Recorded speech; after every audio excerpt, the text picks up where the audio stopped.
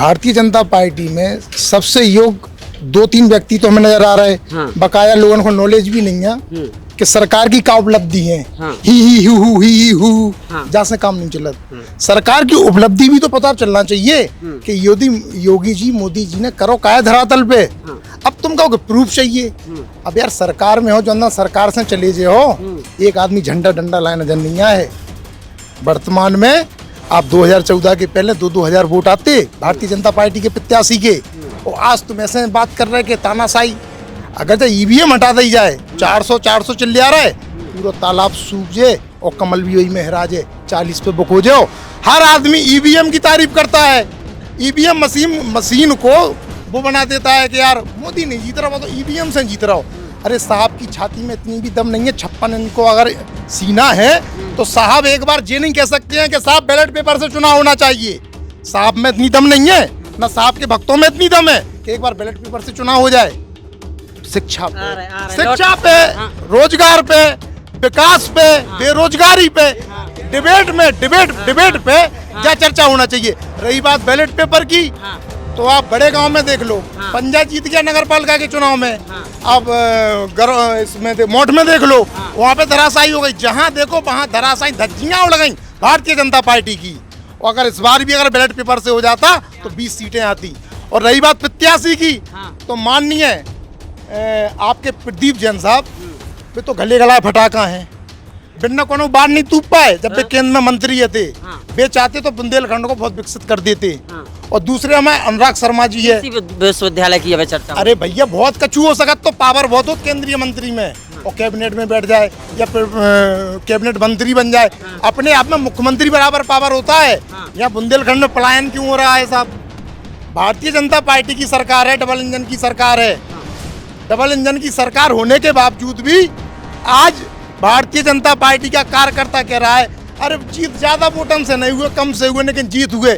आप संशय में हो, आपको नशा फट जाए 4 जून को, वे तो थैला उठा के चल रहे हैं, नशा फट जाए। और रही बात भारतीय जनता पार्टी की, सुनो यहाँ के विधायक विरोध कर रहे, कार्यकर्ता तो है ही नहीं है।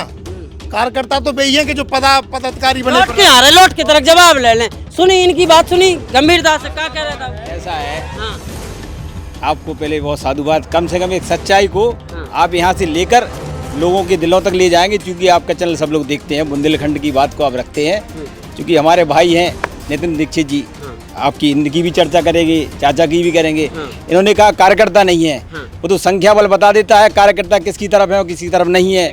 प्रत्याशियों को बता देता है किसकी तरफ है किसकी तरफ नहीं है। देखो भैया, हम लोग सालीन तरह सुन रहे हैं, आप भी सालीन सुनो तो मजा आए। संख्या बल बता रही है, आपको दिख रहा है। ठीक है, आपकी है फौज, आपको देख लो भैया। जे हम लोग भारतीय जनता पार्टी कोई राजनीतिक दल नहीं है। अभी आप बोल रहे थे राजनीतिक दल है, भारतीय जनता पार्टी कोई राजनीतिक दल नहीं है। भारतीय जनता पार्टी एक परिवार है, भाजपा एक परिवार है, और हम सब मोदी के परिवार के लोग हैं। हम लोग यहाँ लूट खसोट करने के लिए सरकारें नहीं बनाते हैं, हम लोग राष्ट्र के लिए सरकार बनाते हैं। चाहे वो विकास की बात हो, चाहे वो रोजगार की बात हो, किसी भी मुद्दे को लेकर, चाहे वो पाकिस्तान की बात हो, हम लोग अगर सरकार बनाते हैं, अगर हमारे प्रधानमंत्री हो चाहे हमारे मुख्यमंत्री हो, वो अगर बात करते हैं, जब वो टीवी बड़ी बड़ी डिबेटों में न्यूज़ चैनल में जाते हैं, वो केवल विकास के मुद्दे पर बात करते हैं। और अगर आप कहें तो अभी अगर अभी से काम गिनाना चालू कर दूं, चिरगांव की काम गिनाना चालू कर दूं, चिरगांव की जो व्यवस्था थी, उस व्यवस्था को आप भी 2022 के चुनाव में बड़ी भूमिका में यहाँ आए, आपने भी देखा। आपके काम की चर्चाओं को बता दूंगा। और यहाँ तक नहीं,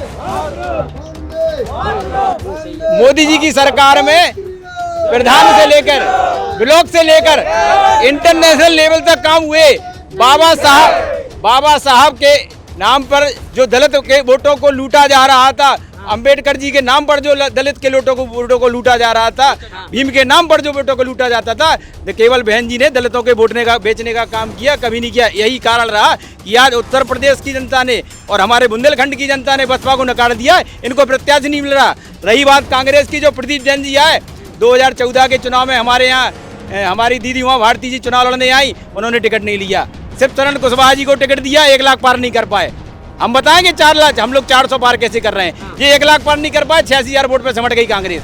दूसरी बार 2019 के चुनाव में प्रदीप जैन जी आए टिकट लेके, वो भी 1 लाख पर नहीं कर पाए, वो 84,000 में निपट गए। प्रदीप जैन जी बिल्कुल जो हमारे भाई कह रहे थे बिल्कुल सत्यता है कि प्रदीप जैन जी का कोई धरातल पर को नहीं बचा है। दूसरी चीज, ये चुनाव नहीं एक धर्म युद्ध की तरह हो रहा है।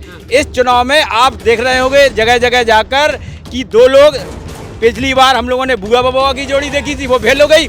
इस बार 2 भाई आए हैं राहु केतु की तरह हमारे उत्तर प्रदेश में शनि बनने के लिए, भारत में शनि का रूप धारण करने के लिए। शनि का प्रकोप नहीं चलेगा, यहाँ केवल मोदी जी की गारंटी चल रही है। और ये लोग जमानत यहाँ पर मैं आपको आंकड़े बता दूं, 20 लाख रोक के फिर आए, लौट के आए।